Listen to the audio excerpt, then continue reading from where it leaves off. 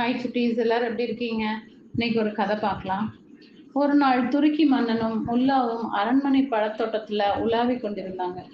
துருக்கி மன்னன் முல்லாவை பத்தி, முல்லா அவர்களே, உங்களை பற்றி எல்லோரும் பெருமையா பேசுறாங்க.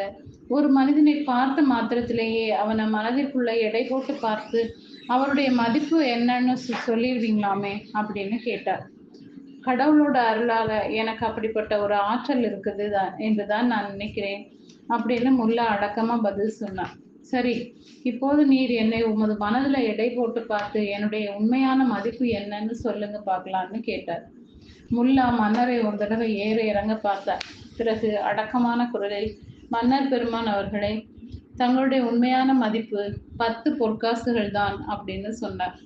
மன்னருக்கு தூக்கி வாரி போட்டது. முல்லா தன்னை வேண்டுமென்றே மரியாதை செய்கிறான் அப்படின்னு ஆத்திரப்பட்டார்.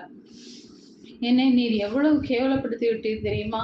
என் எடுப்பில் அணிந்திருக்கும் கச்சையின் மதிப்பே 10 பொற்காசுகள் இருக்குமே அப்படின்னு சீற்றத்தோட கேட்டார். முல்லா சீற்றம் அடையாம, மன்னர் பிரான் அவர்களே, நான் சொன்னது தங்களது கச்சையின் மதிப்பை பற்றிதான். தனிப்பட்ட உங்கள் உடலுக்கு ஒரு காசு கூட மதிப்பு போட முடியாது. இது உங்களை பற்றி மட்டும் கூறப்படுவது அல்லவா? இந்த உடல் எத்தனை காலம் இந்த உலகில் நடமாட முடியும்? உடல்ல இருந்து உயிர் அகன்று விட்டால் மன்னர் என்ற முறையில் இன்று உங்களுக்கு இருக்கும் மதிப்பும் மரியாதையும் தொடர்ந்து நீடிக்குமா? அப்படிப்பட்ட அழிவும் ஒரு பொருளான உடம்புக்கு என்ன மதிப்பு இருக்க முடியும் என்று முல்லா பதிலளித்தார். முல்லாவின் அந்த சாதுரியமான பதில் துருக்கி மன்னரின் ஆத்திரத்தை அடக்கி அவரை சிந்திக்க வைத்தது. ஓகே சுட்டீஸ், இந்த கதை பிடிச்சிருந்தா லைக் பண்ணுங்க, சப்ஸ்கிரைப் பண்ணுங்க, ஃப்ரெண்ட்ஸ் அண்ட் ஃபேமிலிக்கு ஷேர் பண்ணுங்க. கூடவே இந்த பெல் ஐக்கானையும் கிளிக் பண்ண மறக்காதீங்க. பாய்.